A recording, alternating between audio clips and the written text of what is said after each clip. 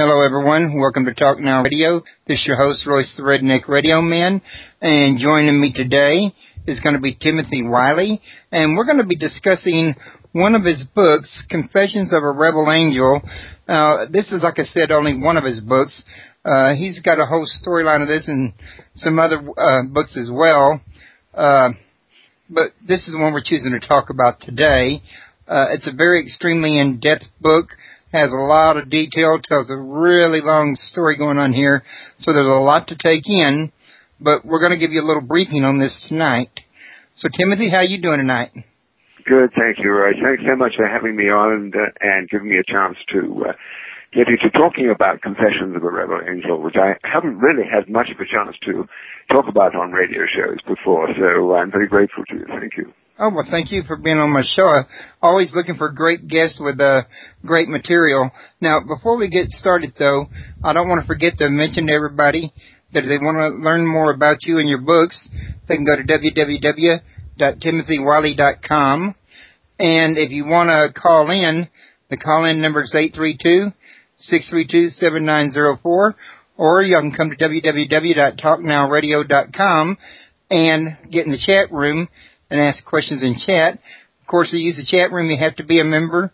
Sign up is free, and it's only there to keep the spam bots out for a better experience for all the people that are in there. So, Timothy, this here book, from what I understood reading it, this is really not the first in the series, is it? Well, in a sense it is, and in a sense it isn't, Royce. And the way it isn't is that I've never written before in collaboration with a discarnate entity. Because, you know, I've channeled before, I've transmitted before, I've done some automatic writing, but I've never really got into a collaborative relationship where I can work with, or at least basically I think that Georgia, who is the rebel angel I'm collaborating with, she's the senior partner of the relationship in that sense. But she's kind of most respectful of me as well. And in another sense, it actually is the apogee of a long 35-year exploration of the angelic intelligence and the telepathic dolphin intelligence and extraterrestrials after I had a near-death experience in 1973, which really alerted me to the fact that, you know, we live in a very small part of the overall spectrum. And when I came back, I sort of decided, well, you know, there's enough people looking after this reality, let me have a look at the other realities. And that started a whole series of books. And this is, I think, probably the 8th or 9th of the books I've written, but it's the first of this series of confessions with this rebel angel. The second is actually coming out in October of this year, and I just heard the publishers accepted the third one for next year. So it's a continuing tale. And as you say, Royce, it's a 500,000-year tale, and integrated into my own biography as told by the angel who has been observing my life, or my lives, I should say. So that's a very brief summary of a very complex issue. Yeah, that's the one thing I did notice was the story did alternate between her story of the fallen angels and your story of your biography. I was sure you had a reason you wanted it, you know, put in that kind of format, but it was it really kind of like they were both following a similar, or a sort of a similar trend, in as much as they were both about learning from karma and consequences. Yes, absolutely. It was a bargain I made with Georgia because it was a very interesting coming together. I had wanted to tell the story of the rebellion among the angels starting about 20 years ago. And I had, I think, 3 goes at it, and I just couldn't find the voice. You know, I couldn't find the entry point for trying to tell this enormous story in a way that sort of people could grok, you know, people could understand.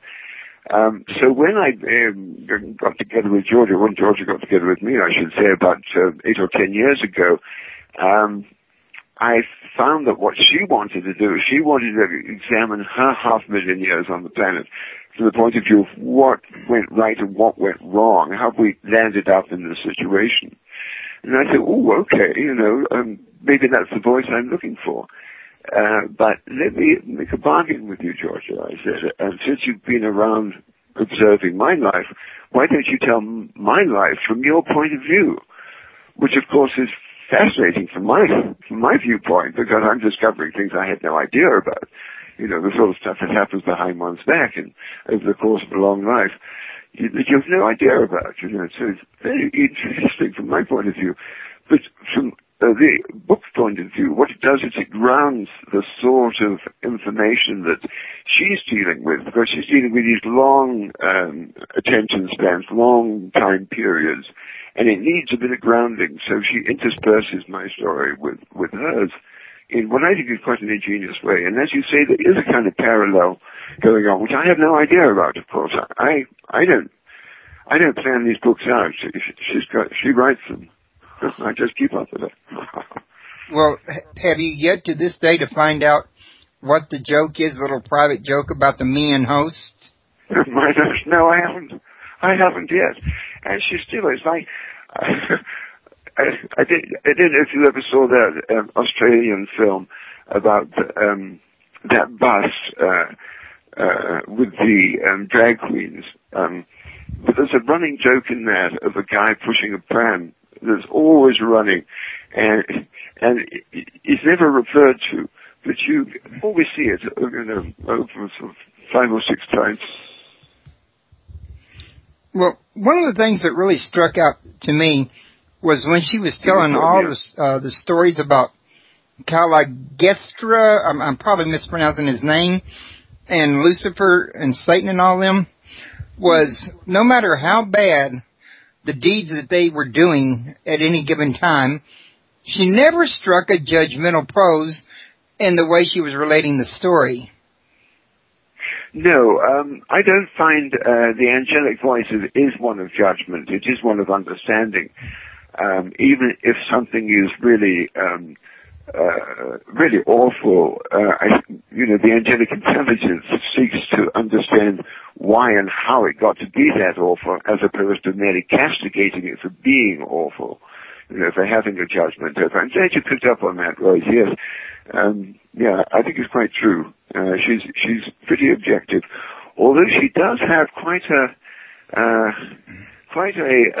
acerbic tongue on her every once in a while. I think when she's doing some of her little kind of analyses of various different rebel angels who've incarnated over the past.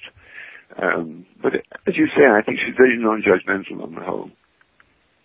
And she was pretty well equally as non-judgmental, or actually she was equally as non-judgmental with your mishaps and your, misjudgments that you were making, the ones that we all make in our youth, you know what I'm saying? We certainly do. I think she laughs at me, or laughs with me a little bit. If that's a judgment, I don't know. No, what's interesting, of course, is that as a young person, one sets out to do something, having a particular concept in one's mind. But from her point of view, of course, a whole lot of other things are going on, which she understands. I didn't realize, for instance, that I was having to deal with my fear of heights when I climbed up out of on that crane, out on the jib. But it was her who actually, related it back, to a fear of heights, which wasn't something in my mind. So it's full of those sort of little revelations. But what I would hope is that, it would encourage other people to take the idea seriously that we live life as a collaborative effort with our angels. And of course it becomes much more interesting if one's in contact with one's angels, because they have a far wider viewpoint, a far wider framework to work in. So one kind of tends to know where to be at the right time. Well, that's one of the interesting things about this is the book is pointing out that we're working collaboratively with our angels, even when we're not aware that we're working with them. Yes, I think that's probably the state of most of us most of the time. When I first got in touch with my angels back in the early 80s, I, like a lot of people, when they get into something, was asking the angels everything. It took me 2 years basically of journaling to sort of really find out about them and talk to them, and then I sort of started to say, well, should I do this, should I do that, and after a while, of course, the angel said, well, listen, you're the one down there, you're the one making the decisions. We're not going to make decisions for you. What we can do is we can point you in the right direction, but we can't make decisions for you. It's up to you. So it's, at this point now, having been working in this realm for about the last 35 years or so, my sense is that, I just simply have faith that they're there and they're poking me in the right direction when I need to go in that. And apart from that, I just follow my own intuition. Well, that's a pretty big leap from where you were earlier in your life, as Georgia is relating, like when you had that accident with, I want to say her name was Jeannie, or I'm forgetting her name exactly, in that car with you, that old rattletrap type of car that they pulled you out. At that point in time, you did not even believe in angels. I certainly did not, no. Like a lot of, too clever by half young lads, I gave up on God and religion when I was 11. I thought the whole thing was rubbish. So I became really quite a sort of a confirmed atheist, rationalist kind of person. So when that little crash, I think I had that crash when I was about 17 and a half or 18 with a girlfriend of mine at the time, Jenny. And it was, as you say, a rattletrap. It was one of those Lucifer Citroen cars. I don't know if you ever saw them over here. They look like tiny little Nissan huts. And they rattle along. And, we had this crash. It wasn't my fault. I was actually trying to avoid hitting somebody who was, doing something absurd. And we turned over, I think probably 3 or 4 times, and the car pancaked flat. It was very flimsy. And when I woke up after about a minute and a half, the wheels were still going round on the car, was upside down. I felt myself, I was all fine. I was about sort of 10 feet or 12 feet away from the car. Jenny was on the other side of the car, about the same distance away. And there was no way we could have gotten out of that car. I mean, it puzzled me for years and years. The windows of the dish are only about sort of 8 inches high, and they're just on little flaps. I had no idea until I started working with my angels, and thank God they said, well, when I came to meet this particular group of angels called the Midwayers, who are sort of midway between humans and the high angels, when I first came to meet them, they said, well, you've come across us before. And I said, oh, wow. And they said, well, we pulled you out of that car crash, when you were 18. Oh, my goodness, of course it blew my mind. Well, the first thing I'd want to mention here is I'm happy to see my memory wasn't totally lost. I did remember Jean when she was close to Jenny. Yes, very well done. Good, yes.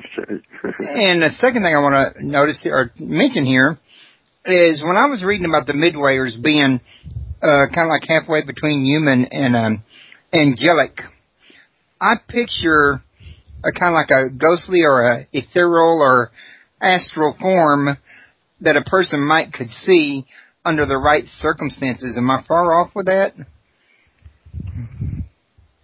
Well, I think I could sort of, polish it down a little bit. I think probably that's more towards the sort of spirit world. The Midwayers are pretty, they're very real creatures. They're as real as us in their own particular dimension, and that dimension is pretty close to us, somewhere probably in the ultraviolet range, I would imagine.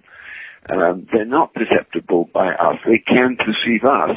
They're kind of an emergency corps of angels because they can intervene, they can interact with this reality. They were the ones who, for instance, pulled the millstone aside from Christ's cave where he was, where he was lying. And they step in various situations, when they're required and when the person perhaps has some destiny that is being cut short by some untoward accident of some sort, they'll step in. And some people have experience involved in their life. They often when they do appear like quite ordinary people, sometimes young men. They often have rather blue eyes. Yeah. Okay, now, midwayers and angels, they have to follow a sort of a prime directive, if I understand your book correctly. I mean, they may not, acknowledge it as a prime directive, but pretty much they can't interfere with human choice for the most part. Is that correct? No, yes, that is quite correct, yes. Yes, they can't. Well, with the exception, perhaps, of a situation like the one I just described, where they're called to, remedy a situation that otherwise would have, continued perfectly fine. No, angels especially can't and don't interact with this reality. They can appear under very unusual circumstances, but they can't make things happen. They can't, shift things around, if you like. They do appear in dreams, of course, and that's probably the area of main contact. But they also, get in touch with us for our intuitions. It's really how they operate. Yeah, I would think that on the part of an angel, that would be pretty extremely important, because any kind of influence at all could really change the outcome of what you're going to learn in any given situation, or how you're going to develop. Yes, I mean, they seek to adhere to, as you say, a divine plan. Now, we're given the freedom of choice, which means we can veer off the divine plan. But in fact, the divine plan always brings us back, just like gravity always pulls us down. We're always drawn back to our destiny, even though we can screw up along the way. That's really the sort of reconciliation between free choice and predestination. Now, at what point, or, how far back in time was it that you, because according to this book, you did not know for a long time, in other words, that Georgia was watching you and had plans where you were concerned. Roughly about at what point and how did you find out about her presence and what her plans were? Georgia started first appearing in my life in my late 30s. And I spent about 10 years very confused. Firstly, I thought it was the Jungian term, the anima, my female aspect coming forward. And that, I spent quite a lot of time under that situation. And then as we got to know each other better and better, she started revealing who she really was. And then we kind of started negotiating. Because, of course, it's a pretty terrifying thought, in a sense, that one is so much involved with, one of the Luciferic angels. But as I've come to understand her, there is a path of redemption which has been open to rebel angels, which is to come into mortal incarnation and live a life as a human being, in a sense, being able to experience the consequences of the choices made so many thousands of years ago. Now, Georgia hasn't come into incarnation yet, or I believe not. She hasn't told me if she has. So she's operating, in a fourth and fifth dimension. I'm lucky in a sense, because of my near-death experience and because of my peculiar sensitivities, that I am able to sustain this very long stretch of writing, collaborating with an entity, that I only hear and relate to in that way. Now, you've had some past life experiences by now, haven't you? I've had what? Say it again. Some past life recall? Yes, yes, absolutely. Pretty well all through my life I've had situations which have popped up. And of course for a long time one dismisses them and thinks these are coincidences or deja vu or something like that. But sooner or later they get your attention, don't they? I've never been past life regressed. I don't really buy that one, because my sense is that the only reason really the past lives are relevant is that if we have done something in the past life that we have not attended to, which has come through in this life, which has needed attention. And it's much more important to know why one's paying attention to something that came out of the blue, but actually came from a past life. And there are other lives in which, there are tremendous parallels, whereby I've been able to do something that in a past life I wasn't able to do, play a particular kind of music that I was forbidden to do in a past life, for instance. That sort of thing. So what I see is that this current life is really the accumulation, the drawing together of all the previous lives. So one can sort of put everything in place, get one's soul together, and get ready to move on, and pass on as much information as one can on the way. Okay. Now, these angels that have rebelled, and even the ones that have not, none of them would be the ancient aliens from time past. They're different, separate beings altogether. Is that correct?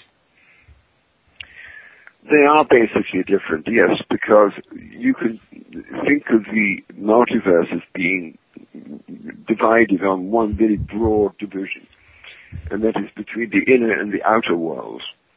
The inner worlds, which are reached through our imaginations, used correctly, and through the chakras, through the portals of the chakras, are the realms of the angels. They, in a sense, administer from the inner worlds. The outer worlds are the worlds that we perceive with our senses, and, if we have higher senses, we perceive them too. We're conveniently called, say, third density intelligent life, which is basically the bottom of the intelligence pit, essentially, when evolution switches from animal consciousness to mortal consciousness. Right? So, obviously we're one of an enormous number of planets, and growing growing intelligent life is a very well understood process. And, it happens in a fairly ordered way.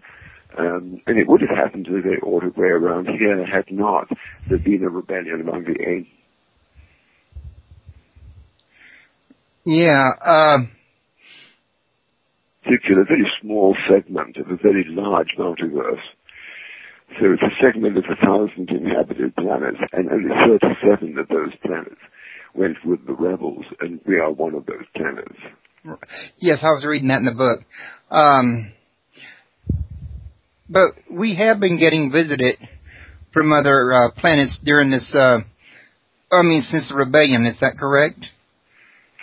Not nearly as much as we were before the rebellion. Yeah, we would tend to be rather quarantined, so we have had some somewhat sneaky interventions over the years, but it's rather frowned on by the powers that be. Some South African stuff, some Pleiadian, but they're generally missions of mercy, some Syrian interference, some Orion stuff. Yeah.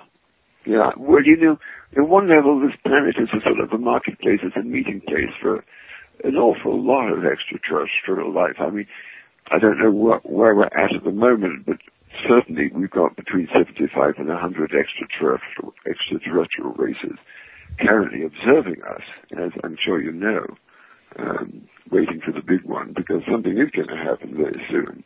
No one knows when, but it is going to be quite amazing, and it's between you and me, it's going to be absolutely wonderful.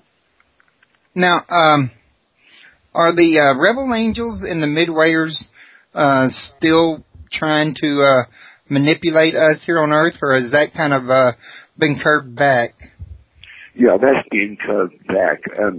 The midwayers, there are a pretty limited number of them, only about 60 or 70,000 of them, and one of Christ's occulted missions was to remove the rebel midwayers, and there was something like 40,000 out of 50,000 of them were rebels.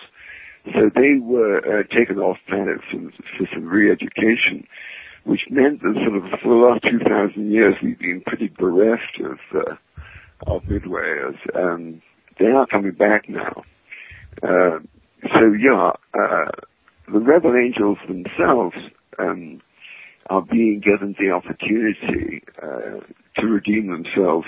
So I think that the worst of them really are just messing around with themselves at the moment. I don't see any of them having much impact on world affairs. And what about Caligestra? Is he still trying to, keep things going his way, or did he finally convert or give up, or? No, he's been removed. Being removed. So he's not taken out yet, but he's in the process. Well, he as far as I know, he was removed some years ago.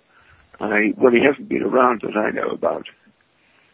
I've not heard anything of him. But the problem is the damage is already done, and the recovery could take time. Oh, well, yeah. I mean, on that level, yeah. I mean, what we're doing is we're trying to come out of a 203,000-year dark ages, if you think of it that way. And, yeah, things like this they turn on a dime. I think things began really changing probably somewhere in the 80s. And for some communications I had with my angels that I wrote in my first book, it's got dolphins, ETs, and angels. They said, listen, the change is upon you, but there is going to be a lot of difficulties before you break through. Think of it this way. There's a lot of pus that's being gathered in the body of the world. There's been a lot of corruption, and all that has to come to the surface to be released. And, of course, over the last 3 years, we have seen a lot of that. We saw the wall coming down. We saw apartheid going. Now we're seeing the Roman Catholic Church revealing itself, So the process is happening. It's also going to be much more gentle than I think a lot of the apocalyptic thinkers believe.